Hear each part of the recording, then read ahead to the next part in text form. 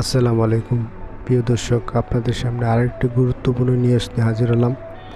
যে নাসিরুদ্দিন পাটোয়ারি কি বললেন যে জনগণ ভোট দিয়েছে, জনগণকে বালতি ধরে দিয়েছে, সিরিয়াল ধরে দিয়েছে।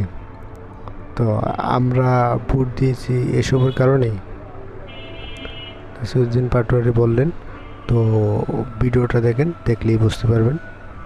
বাংলাদেশে যেটা প্রতিষ্ঠিত হয়েছে সেটা গণতন্ত্রের বদলে বাংলাদেশে জিয়াতন্ত্র প্রতিষ্ঠা করা হয়েছে। তারা আমাদের ব্যাংকগুলো দখল করেছে, তারা পার্লামেন্ট দখল করেছে, দুদক দখল করেছে, সন্ত্রাসী কায়দায় 11 দলীয় জোটের যারা নেতৃবৃন্দ তাদের বাসায় হামলা চালাচ্ছে। জনগণের যে অধিকার রয়েছে, যেই ভিত্তিতে জনগণ ভোট দিয়েছিল, জনগণের হাতে এখন বালতি ধরিয়ে দিয়েছে, রাস্তায় সিরিয়াল ধরিয়ে দিয়েছে। আমরা যেখানে নিশ্চিত চেয়েছিলাম বাংলাদেশের মানুষ, ব্যবসায়ীরা নিরাপদ থাকবে, আজকে একজন ব্যবসায়ী আমাকে বলছেন 6টার পরে হলে দোকানে কাস্টমার আসে, 6টার পরে হলে সরকার আমার দোকান বন্ধ করে দিয়ে। পেট্রোল পাম্পের সামনে গিয়েছি, একজন পাঠা উবার চালক আমাকে বলছেন আমি বাইক চালিয়ে হলো টাকা ইনকাম করে আমার সেই গ্রামে বাচ্চাকে পাঠিয়ে থাকি, সারাদিন সিরিয়াল ধরে থাকি, যখন পেট্রোল পাম্পের সামনে যাই বলা হয় যে তেল নাই, আবার সন্ধ্যায় সিরিয়াল ধরি, আবার বলে তেল নাই। তাহলে আমি সংসারটা চালাবো কিভাবে? বাংলাদেশের সাংবিধানিক যে প্রতিষ্ঠানগুলো রয়েছে সেই সাংবিধানিক প্রতিষ্ঠানগুলোকে আমরা যখন একটি নতুন বাংলাদেশে সংস্কার নিশ্চিত করতে চেয়েছিলাম, দুদকে সংস্কার নিশ্চিত করতে চেয়েছিলাম, বিচারালয়ে সংস্কার নিশ্চিত করতে চেয়েছিলাম, পুলিশ প্রশাসনের সংস্কার নিশ্চিত করতে চেয়েছিলাম, সাংবাদিক ভাইদের সংস্কার নিশ্চিত করতে চেয়েছিলাম, সেখানে হলো মাননীয় প্রধানমন্ত্রী তার চিরচরিত অভ্যাস হাওয়া ওপেনের ভাই বেড়াদেরকে নিয়ে এসেছে, কাউকে দুদুকে বসিয়েছে, কাউকে বাংলাদেশ ব্যাংকে বসিয়েছে, কাউকে হলো পুলিশ প্রশাসনে বসিয়েছে, কাউকে হলো পার্লামেন্টে নিজে মুখ বন্ধ করে তাকে হলো তার গ্রিন কার্ড দিয়ে বলেছে তুমি যা ইচ্ছা বাংলাদেশের মানুষের সাথে গাদ্দারি করতে পারো, তোমাকে আমি গ্রিন কার্ড দিয়ে দিলাম। এই যদি হয় জিয়াউর রহমানের সন্তানের ভবিষ্যৎ, এই সন্তানের ভবিষ্যতের সাথে বাংলাদেশের ভবিষ্যৎ যাবে না, যাবে না, যাবে না। বাংলাদেশের ভবিষ্যৎ যাবে উসমান হাদির পথে, বাংলাদেশের শান্তির পথ যাবে আমাদের 71-এর শহীদদের পথে, বাংলাদেশের ভবিষ্যৎ যাবে 24-এর গণ অভ্যুত্থানের শহীদদের পথে। যদি এই পথে বাধা হয়ে দাঁড়ায় আমরা তাদেরকে প্রতিরোধ করতে প্রস্তুত আছে ইনশাআল্লাহ।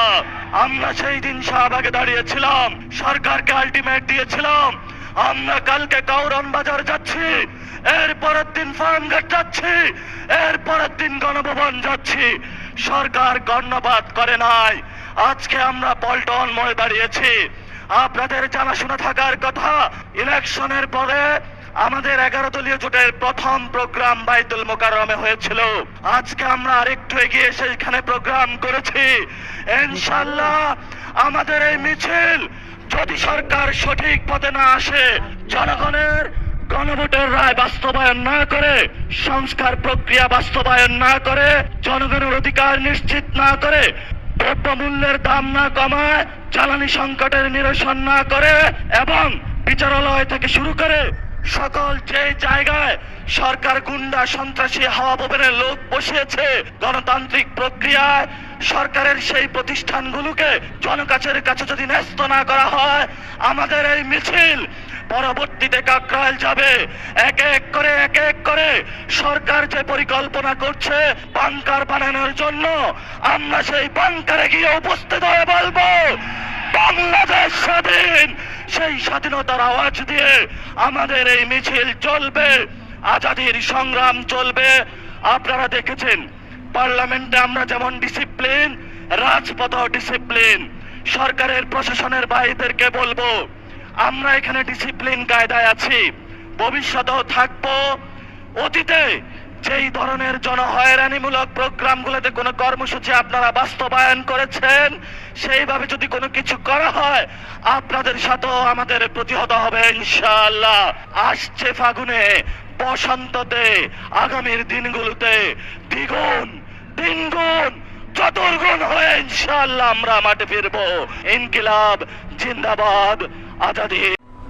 যদি ভিডিওটা ভালো লাগে লাইক শেয়ার কমেন্ট করে জানাবেন, আর এরকম নতুন কোনো ভিডিও পেতে চ্যানেলটা সাবস্ক্রাইব করবেন। সবাই ভালো থাকবেন, আল্লাহ হাফেজ।